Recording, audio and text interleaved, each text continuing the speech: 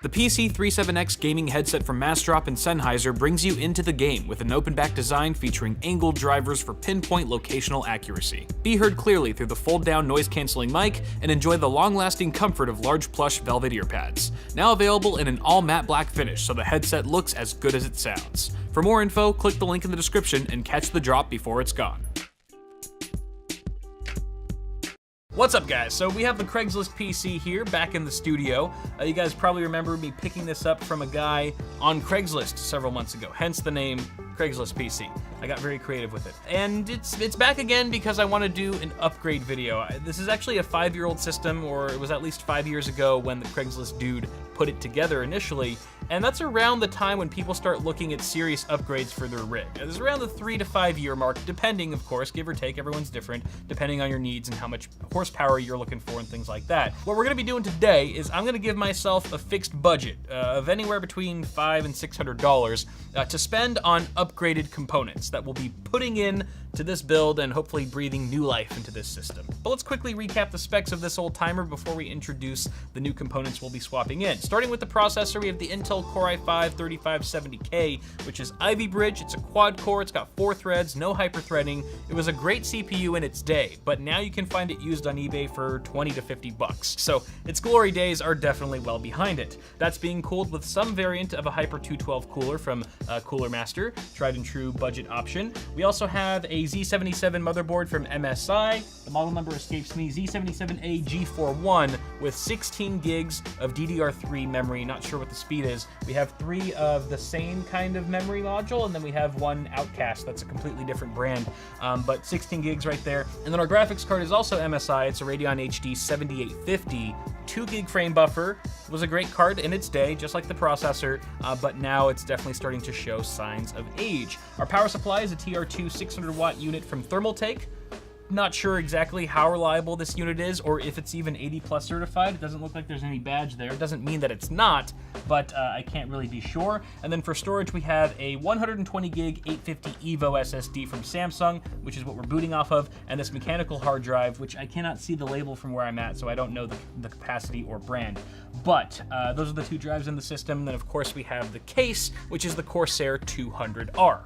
Like I said, this is a pretty decent system, and 5 years ago it was a very capable machine, but alas, here in 2018, it's time for a change. So I was looking at this rig, trying to decide what can I keep, what's gonna last me still a few more years, and what absolutely needs to go. And the first thing I thought in terms of upgrades was the CPU. So I'm gonna be swapping out that 3570K for a Ryzen 5 1600. Now some of you are probably like, why 1st gen Ryzen, Kyle? You should get the 2nd gen Ryzen, it's newer, it's better and faster.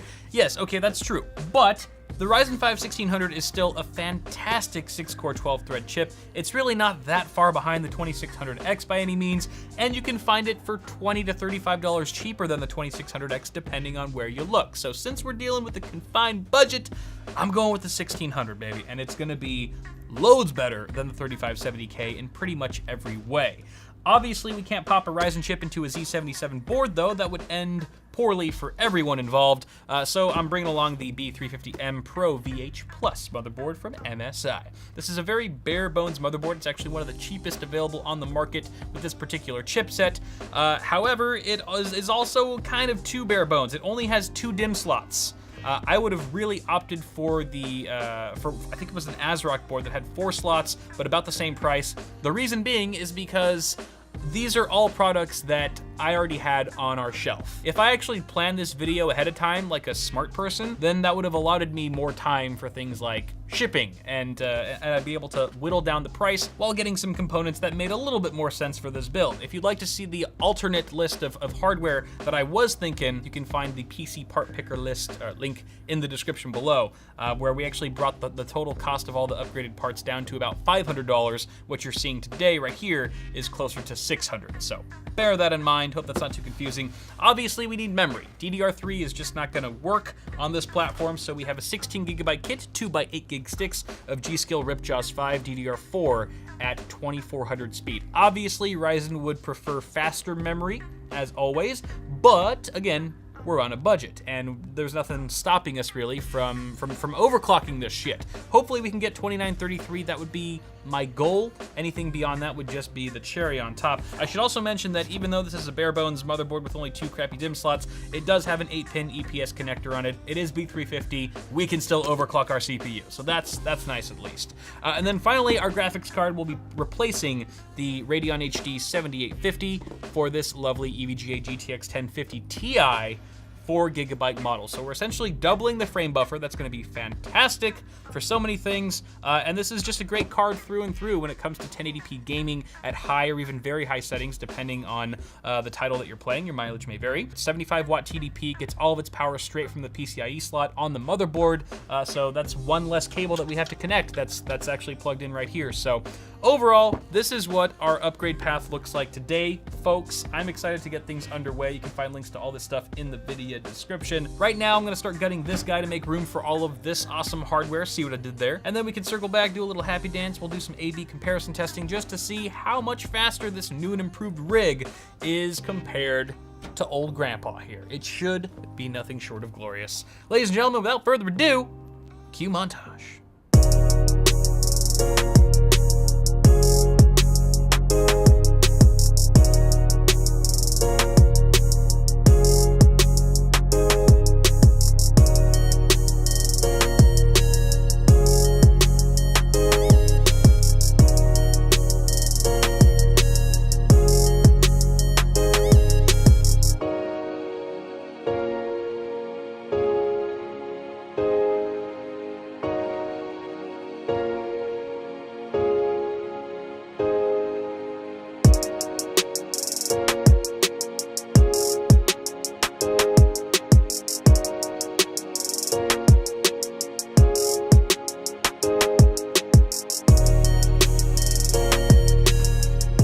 All right, upgrades complete. This is the finished product. It actually looks really nice. It turned out much cleaner than I thought it would, and I guess that's kudos to the 200R for having some pretty decent cable management for a cheaper case, you know, with plenty of room behind the motherboard tray and tie-down points and things like that. Obviously, no power supply shroud, so I did have to stash some excess cables from our non-modular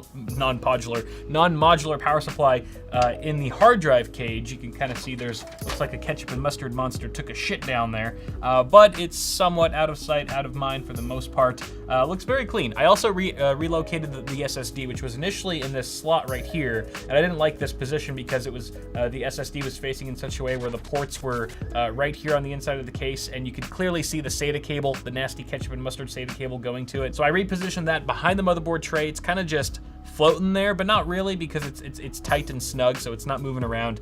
No cables will come unplugged or anything. So I just put it back there because it looks cleaner when you can't see it. Everything else was pretty straightforward. There's not too much to comment on. It was a really easygoing little upgrade. So I think now we're ready for benchmarks, and I'm actually using the same data that was pulled from the original Craigslist PC when I tested it initially 2 months ago or something like that. I didn't rerun any tests on that. I'm just using the same data there. So that's going to be compared to the data that I pulled today using this new and improved PC, just so that we're all on the same page there. If you guys recall, I did not overclock the original Craigslist PC when I tested it, and I tried to do that same thing with this rig, but I couldn't help myself. I overclocked the memory just a little bit, simply because the Ryzen platform is so dependent on memory speeds, whereas the Intel platform is certainly not when it comes to gaming anyway. So I just couldn't help myself. I took it from 2400 to 2933, which isn't even a huge bump, but I think it's gonna make a few percentage points of difference at the very best in today's testing. So if you guys want to get super mad about that and give me a bunch of hell, go ahead and tell me what a terrible person I am in the comments.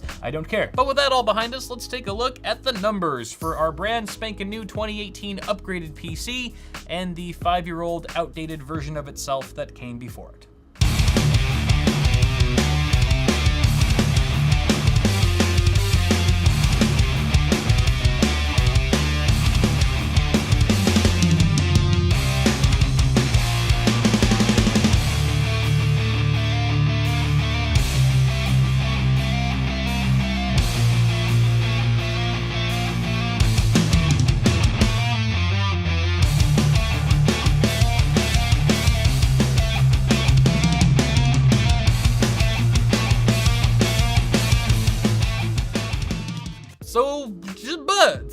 faster now. My goodness, it's blazing. It's like hashtag 420 blazing it right now. But honestly, what would you expect? We literally took out parts that were around 5 years old and swapped them out for mostly current gen hardware. Obviously, the performance gaps there are gonna be pretty substantial, as we clearly saw in the benchmarks. So that's super exciting. I think this was $500 to $600 well spent. But at the same time, this could have gone many different ways. And so I kind of want to ask you guys here at the end of the video, how would you have spent that $500 to $600 differently if you were upgrading the same system? I'm very curious to hear your thoughts. I'm sure you have a lot of opinions about it, as you often do. So leave them down there in the comments and I'll get around to reading them and stuff. But that's pretty much it, guys. I don't know if I'm gonna like scrap this or like, this is a very functional, usable system. Maybe I'll donate it or give it to someone who needs one. I don't know. I don't know yet, but it's a great system now. I mean, it was a great system for its time before. Now it's a great system today. So mission friggin' accomplished. I feel proud of myself. Guys, thank you so much for watching this video. Go ahead and toss a like on it if you enjoyed it, and get subscribed to the channel for more tech stuff coming at you really soon. You can also check me out on Floatplane if you want to watch my videos a full week early without ads for $3 a month. I'll put a link for that in the video description. Till next time, guys, thank you so much for tuning into this one. Have yourselves a good one, and I'll see y'all in the next video.